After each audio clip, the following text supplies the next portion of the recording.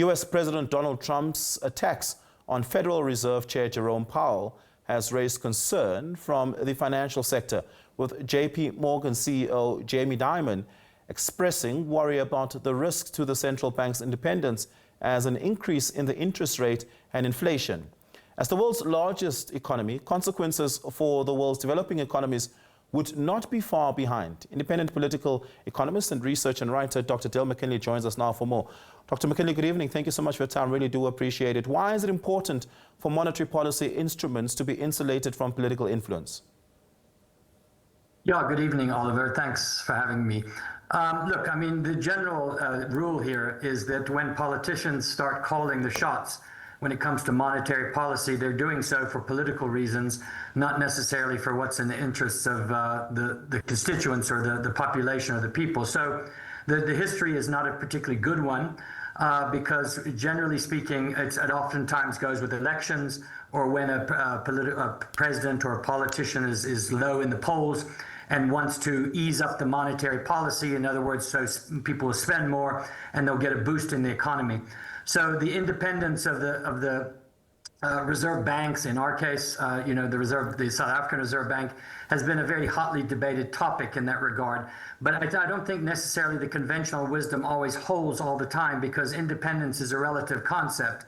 Independence from whom? The politicians, yes, but some would argue that the reserve banks and the Federal Reserve are in hock to big business and corporate capital, so they're not particularly independent themselves.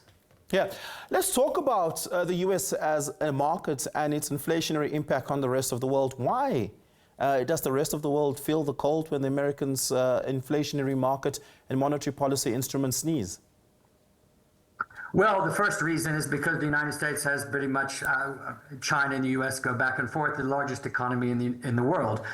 So what many people depend upon imports and exports coming in and outside from the United States, so it affects a lot of different countries. A second reason is the U.S. dollar. A lot of prices, a lot of goods in the global trade regime are priced in U.S. dollars.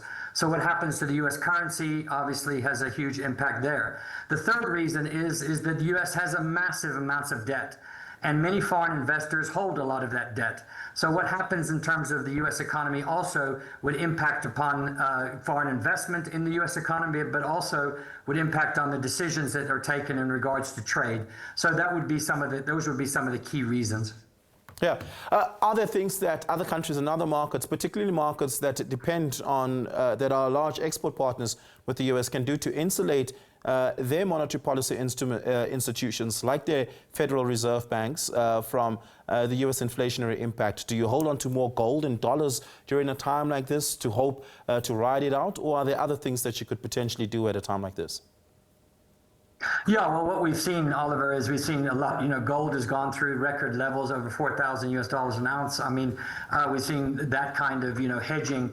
But I don't think that's really a long-term solution necessarily. I think what this, does is it opens up the possibilities of this debate about, alternative denominations of currency, of trade currencies. BRICS has talked about this, but the U.S. dollar still it dominates that sphere. So there is room for looking at, basically for our economy going more European-centric or to the Asian side of things, as opposed to being dependent on the United States, looking for new markets, looking for new trade relationships, not becoming so dependent. And I think that's the key point, is if a country is very dependent upon one economy and relationships, then when that economy doesn't do well, they're going to be impacted. So it's about diversification and looking for new opportunities.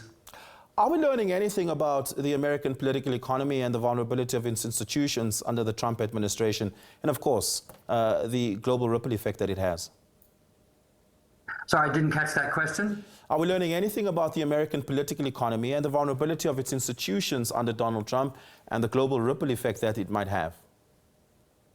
Yes, I think what we're learning, first of all, is that Trump doesn't really care about, democratic credentials at all. I mean, whether or not, people have a say in any of the public institutions. He wants executive control, and he wants those institutions, whether it's the Federal Reserve or the Department of Justice or anybody else, to follow what he and his MAGA crew want them to do. The second thing is what we're learning is that his agenda which is basically an isolationist agenda, at least economically, in an attempt to protect so-called America, is actually backfiring.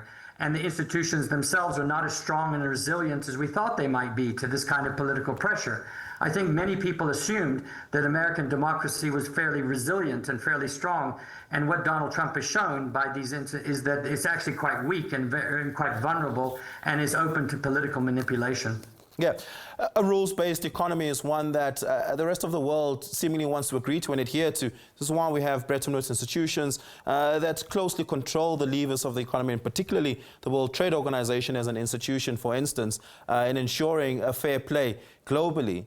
Should these global and multilateral institutions perhaps start thinking about holding an economy and a market accountable for its domestic actions that might have global effects?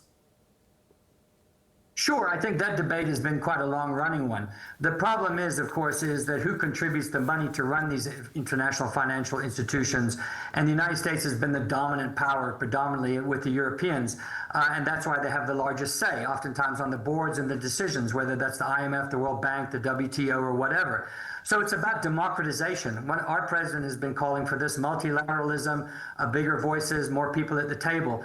And yes, I mean, once you have that, then when you have a multiplicity of voices and concerns, you generally tend to spread the risk. When you have a domination, just like you have a monopolized economy, when we have in one corporation or one big entity basically begins to suffer or doesn't go right, then everybody else suffers. And I think that's the lesson here, is that if we need a much more multipolar world. We need a world that is much less dependent upon 2 or 3 powers, and particularly the United States economy. And I think Donald Trump has shown us, ironically, that this lesson has yet to be learned, but I think people are learning it fairly quickly.